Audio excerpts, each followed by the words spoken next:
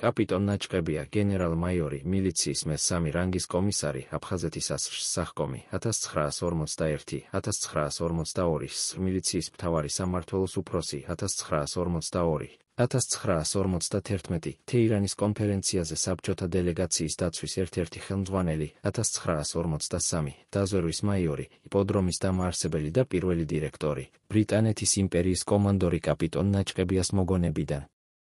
ნოემბერში საქართველოდან ბაქოს გაფრინდა ჯგუფი, რომლის შემადგენლობაშიც გენერალ გრიგოლ კარანაძესთან ერთად მეც ვიყავი. ჩვენ დასაცავად უნდა გავყოლოდით სამთავრობო დელეგაციას. ეს დელეგაცია ირანის დედაქალაქ თეირანში მიემგზავრებოდა სამი მოკავშირე სახელმწიფოს ხელმძღვანელთა კონფერენციაზე. დელეგაციის შემადგენლობაში იყვნენ დიპლომატები და სამხედრო წარმომადგენლები. ირანში ჩასვლისთანავე საბჭოთა საელჩოში დავბინავდით და დავიწყეთ მზადება სტალინთან შესახვედრად. დავინახეთ სტალინი თავისი ძველი ფარაჯითა და ქუდით. მის უკან ვოროშილოვი, მოლოტოვი და სხვა თანმხლები პირები. ჩვენ დამხვდურნი, დაძაბული ვიდექით. სტალინი თვითონ მოვიდა ჩვენთან ჩამოგვიარა, ყველას ხელს ართმევდა. ქართველები რომ დაგვინახა, სალამი საქართველოსო გვითხრა.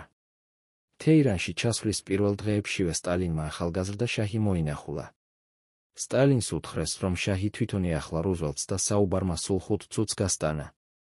ხოლო ჩერჩილმა იგი მისაღებში აყურყუტა, მერე კი აუდიენცია 3 წუთში დაამთავრა. ბუნებრივია, შაჰი შეურაცხყოფილი დარჩა ასეთი მიღებით.